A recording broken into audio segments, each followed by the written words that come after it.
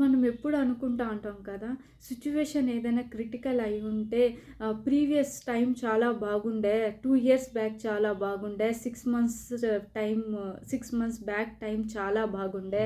నేను హ్యాపీగా ఉండేదాన్ని, నవ్వుతూ ఉండేదాన్ని, హ్యాపీగా ఎర్న్ చేసేవాళ్ళం, హ్యాపీగా ఫ్రెండ్స్‌తో టైం స్పెండ్ చేసేవాళ్ళం అనుకుంటాం కదా! కానీ ఆ మూమెంట్‌లో మనం ఏమనుకుంటాం, అయ్యో! ఏంది ఇంత కష్టంగా ఉంది, బోరింగ్‌గా ఉంది లైఫు. దీనికి ప్రీవియస్ 6 మంత్స్ బాగుండే, హ్యాపీగా ఉండేదాన్ని అని అనుకుంటాం కదా! ఈ మూమెంట్ ప్రెజెంట్ ఇప్పుడు మూమెంట్ కూడా మనం ఎంజాయ్ చేయకపోతే ఆఫ్టర్ 6 మంత్స్ తర్వాత కూడా అప్పుడు అలా అనుకుంటాం. బిఫోర్ 6 మంత్స్ నేను బాగుండే, హ్యాపీగా ఉండే, సంతోషంగా ఉండే అనేసి. ప్రతి మూమెంట్‌ని కూడా మనం ఎంత ఎంజాయ్ చేస్తామో అంత హ్యాపీగా ఉండగలుగుతాం. ఏదర్ సాడ్ మూమెంట్ కానీ, హ్యాపీ మూమెంట్‌ని కానీ.